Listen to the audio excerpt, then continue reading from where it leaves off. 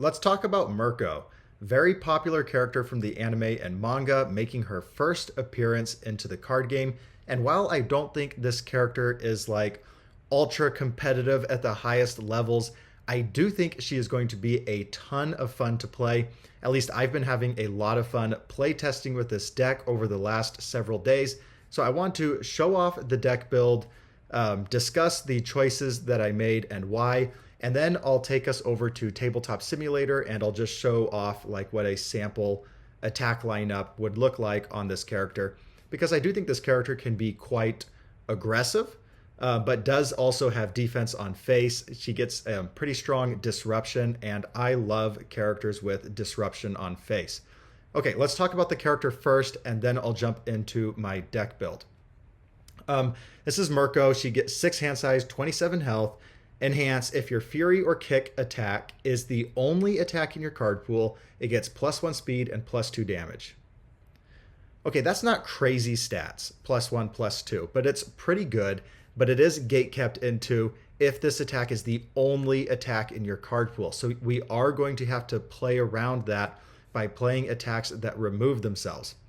Okay, and then bottom enhance. Once per turn, flip 1 card in your card pool, choose 1 player. The next check that player makes to play a card gets +2 or -2. Failing that check does not end the combat phase. Okay, so 80% of the time on your turn, you're going to be using this to give +2 to your check. And then on your rival's turn, you're going to be using this to give -2 to their check.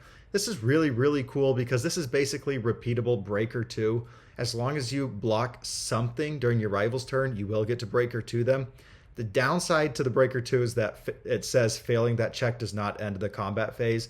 I really wish they did not include that sentence on this character, but they did. So a lot of times when you Breaker 2 someone, they'll just play an attack, purposely fail it, play another attack. And as long as they had the attacks in hand to do it, they're going to feel okay.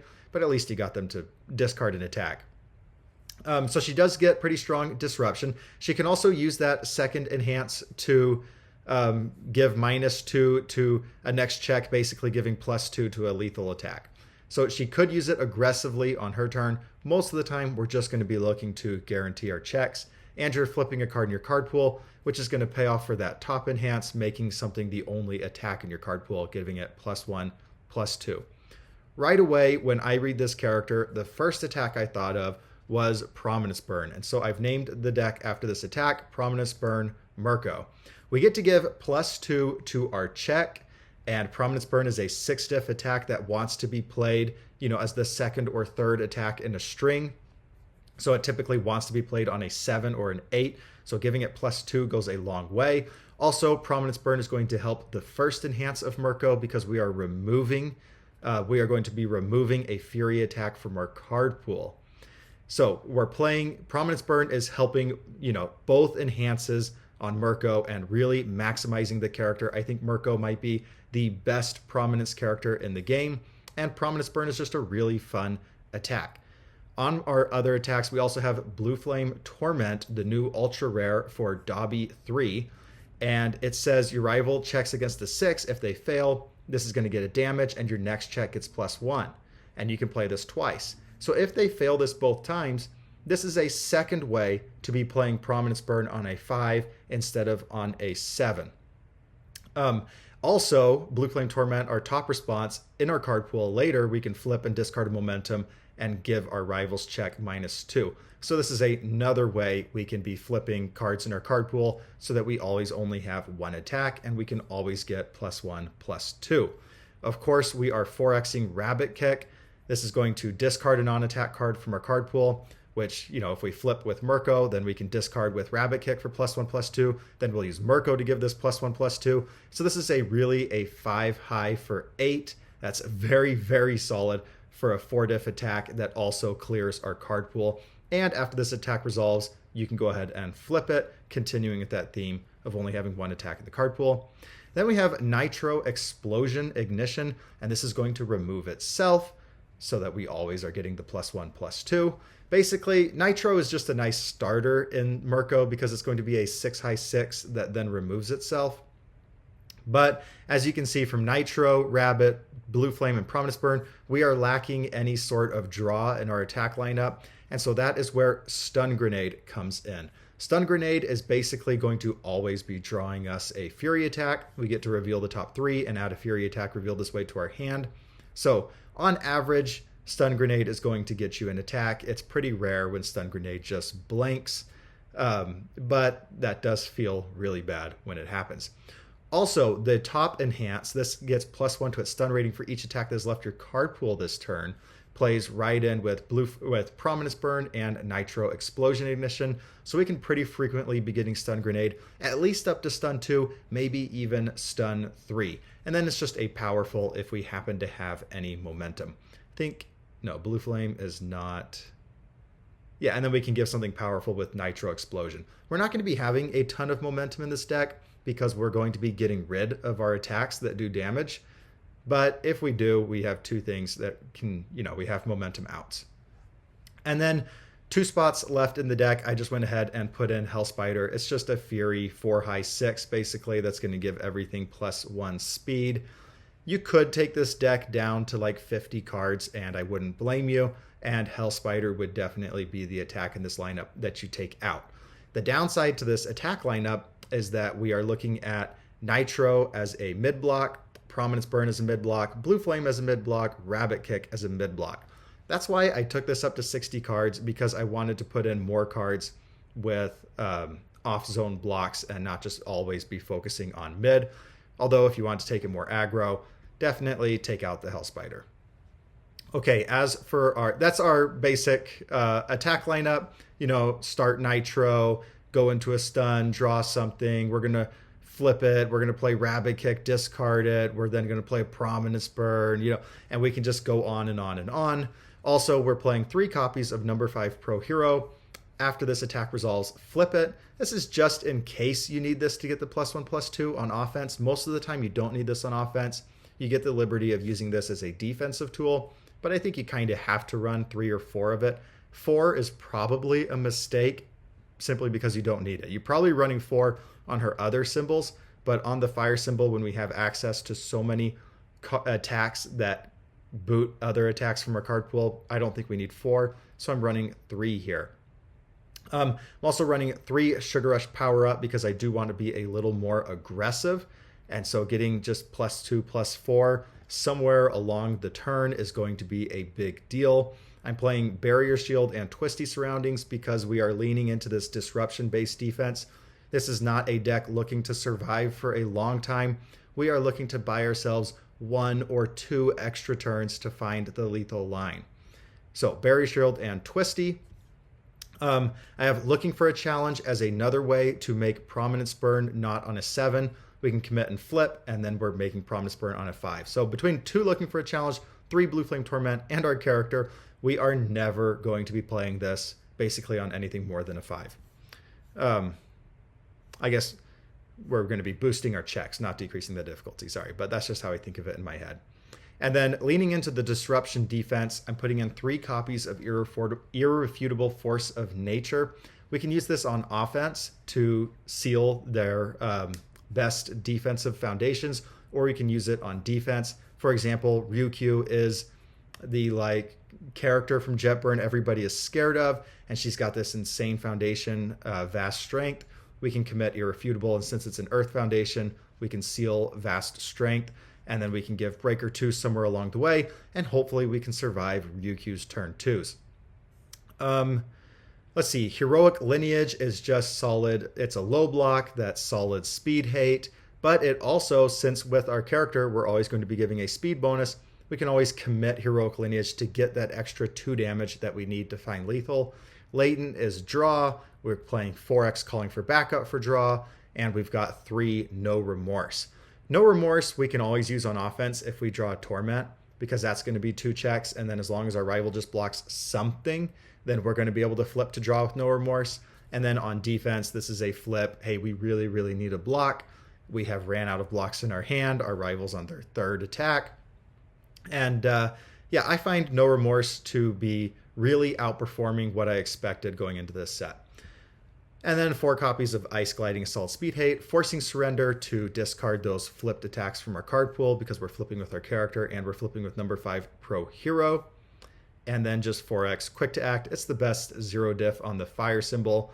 Again, we are not looking to block everything. We are looking to play a little bit of disruption, play a few blocks, just survive that 1 or 2 extra turns that we need to find lethal. So we are more than willing to, get punched. We're not looking to win the game at full health, and quick to act can be a game changer when it's online. And that is going to do it for the deck. It's a pretty simple deck. The idea behind it is pretty simple. We're not doing anything crazy here. I'm running most everything at 2s, 3s, and 4s. I'm not really running a single card at a 1x except for Twisty Surroundings. All in all, this is 59 cards, pretty even on the block zones, and about 34% attacks. But again, we are playing 3 Sugar Rush Power Up. I consider Sugar Rush Power Up to be a 1 difficulty 5-check attack, and we just get to throw 3 of it, and it's not going to hurt our deck stability whatsoever. I think this action is insane, and that is going to do it for the deck. So let's jump over to tabletop, and I'll show you what an attack string might look like with Mirko. Let's suppose that I'm now on turn 3. I've got 6 foundations out. We got a face down. We have a good diversity. Number 5 pro hero, Forcing Surrender, Heroic, Ice Gliding, and Calling for Backup. And I'll just put myself at 18 health because we've taken some damage along the way. No momentum. We're going into our turn with a stun grenade. Maybe we held this block, but we just weren't able to block that last attack, and we're just sculpting here. So we have a stun grenade. We're going to ready up our stage and draw 5. And we have drawn a Rabbit Kick, a Nitro Explosion, and a Sugar Rush, and 2 foundations. So this is not like, all right, we've got lethal, right? But it is, hey, let's test the waters and see what happens. Because we can play Nitro, we can flip Calling for Backup. If we draw an attack, then we can push even further. If we draw a foundation, hey, we might just build 3, hold these 3, and pass. Or we could play Nitro, do Calling for Backup, and then do Stun Grenade, because we know Stun Grenade is probably going to be finding us an attack. And then after Stun Grenade, decide, are we really going to push for lethal, or are we just going to build and pass? Either way, I don't think we can make a decision right now based on only these 3 attacks. Again, we're assuming this is turn 3. Rival is probably at a pretty good health size. So if we really want to commit to a lethal attack line, we're going to be needing to find at least 2 or 3 attacks along the way. But no matter what, I think we start here with Nitro because it's going to remove itself. That's going to get Stun Grenade to stun 2, and then we can go and find something. And then Rabbit Kick is probably going to be last because we want to be discarding a flipped attack with it for the +1/+2 and to clear progressive. Sugar Rush is just a nice 1 high for defense if we decide to actually build and defend. And then we, typically you want to use Sugar Rush on your biggest attack, your very last attack, that's for lethal, and the 2 speed is going to push it over the top to becoming unblockable. So let's start out with Nitro Explosion. We say on a 4, check a 5, things are looking good. It's the only attack in our card pool, so we're going to give it, we're not going to do that. We're not going to do that. Calling for Backup. It's got to be your first enhance where you have to discard a card. And we draw a Prominence Burn. Okay, so now we are definitely going to go Stun Grenade next, see what attack we pick up, if we pick up one, because now we're starting to have dreams of finding lethal here. Let's go ahead and give it the speed and the damage. Now it's a 6 high 6, and there you go. I don't think we're doing anything else with that. We'll go Stun Grenade next on a 5. We check a 5. Let's go ahead and remove Nitro. Now we're going to give our Stun Grenade +1/+2. We'll say +1 to its stun rating. We'll say stun 2. Probably should always do the stunning as your very first thing and not doing it after the removal and the damage. But I'm just doing this as a walkthrough. Okay, so now we have a 5 mid 6 stun grenade, and we are going to draw. We're going to reveal the top 3 cards of our deck and hopefully find an attack. All right, we have ourselves a Blue Flame Torment. Discard the others. We are at 14 in our discard, so Sugar Rush is online. We have found another attack, and now I think we can push for lethal. We don't have anything more to draw. We're going to have to make it work with these 3 attacks. But between these, one of these being Prominence Burn and having a Sugar Rush in hand, I think there's a good chance that this is it. So here on the Stun Grenade, let's keep it... Let's play the Blue Flame Torment next to try to give even more to our check for the Prominence Burn. And then we'll go into Rabbit Kick. We'll use Rabbit Kick as our... What should we do? Maybe we play Rabbit Kick here. No, I think we want to play Rabbit Kick as our finisher after Prominence Burn, because Prominence Burn says remove the top card of your deck. This Fury attack is +2 speed. Your next one gets +2 speed. So we're going to want to be maximizing our speed here. Let's use Rabbit Kick as our finisher on this attack string. We'll go Blue Flame Torment next. So once the Stun Grenade resolves, I don't think we would purposely flip it because we're going to be flipping it with Mirko, our character, on this Torment to give 2 to the check for Prominence Burn. So we play Blue Flame Torment. Is this too zoomed out for y'all? I'll zoom in a little bit. Okay, so we say Blue Flame Torment on a 6, and we get punished. You go 4 or 5 here for sure. As for the 6th one, if we're really committing to the lethal attack lineup, you commit Ice Gliding, because this is going to be 2 damage. This is going to be able to flip and discard something. If we are considering here passing and playing defense, of course, we're going to keep Ice Gliding up. For purposes of this, let's just say, hey, we're sensing weakness and we're really going in for the kill. We'll go ahead and commit Ice Gliding.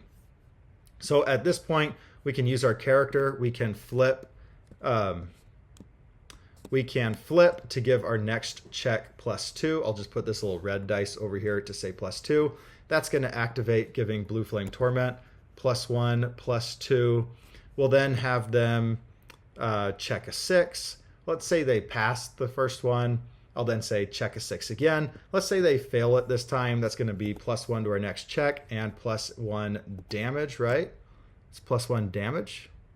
Yeah, +1 damage. And then let's flip Forcing Surrender and kick this out. All right, and so there you have it. Now we have a 6 low 8 with +3 to our next check. And so now we're playing Prominence Burn on a 7.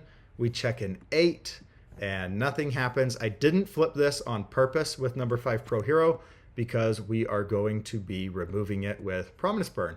So now with Prominence Burn, I say remove this, and you know, rival's going to lose 3 health. And then we say, hey, let's give this +1, +2. And then we remove the top card of our deck. We'll put that over there for 2 speed. And our next attack is going to get 2 speed. And then we've already used our character to flip something. So at this point, I think we'd use number 5 Pro Hero and say, hey, flip. After this attack resolves, we're going to go ahead and flip it. And then we say pass from there. And we have a 7 low for 9. At this point, they're probably not able to block. We've stunned 3 throughout our attacks. We've already played 3 attacks. They're probably going to be eating that 9. They've already eaten the 3 from Prominence Burn. We've got a really good chance at winning the game here. Okay, so after this attack resolves, it's going to flip. And that means that we go Rabbit Kick on a 5. We check a 3. We'll say 4, 5. We'll use Rabbit Kick to discard this for +1, +2. So now we're at a 3-2. When we get that speed bonus, let's go ahead and commit Heroic Lineage to give it 2 damage. We'll then use our character to give it +1 and +2. So now we already, oh no. What was it at? It was at a 4-6. Okay, so we have this huge Rabbit Kick, and then we're going to come in here with Sugar Rush. I should have removed beforehand, but you know what I mean. Let's just say I removed 10 foundations plus Sugar Rush. I'm not going to do that.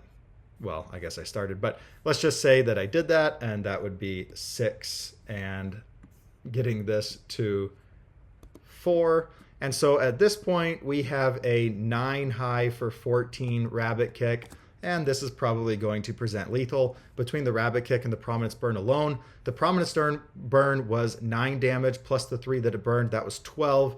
and this is for 14. So just between the Prominence Burn and the Rabbit Kick, we have now done 26 damage on just those 2 attacks. That's nuts. And we also played 3 attacks before this. Chances are they took something before that. We've probably killed them by now. So that is an example of an attack lineup that she could take. And, you know, we were at 18 health. We could have just built, if we had drawn foundations, we could have just built and tried to defend because we do get Breaker 2. And in that case, I was using Mirko, the ability to give +2 to my check. But if we didn't need that, like if Torment had hit both times and we felt comfortable just not doing that, we could have saved Mirko to say -2 to one of their checks along the way. Or no, I guess we couldn't. We couldn't have because we needed the flip. And we used the number 5 Pro Hero. But there you have it. That is Mirko. I've been having a ton of fun playing this deck. I think fire is probably her best symbol, but I have not really considered the Death or Chaos builds yet. I've really only been playing with this fire list. It's been a lot of fun to play. I would love to hear your thoughts about this list. What suggestions do you have for changes? And yeah, show me your Mirko lists. Go ahead and put them in the comments because I think this is a character that, again, not going to be winning any major competitive events, but going to be very fun to take to locals and definitely could win you a provisional store championship, and you're going to have a blast along the way.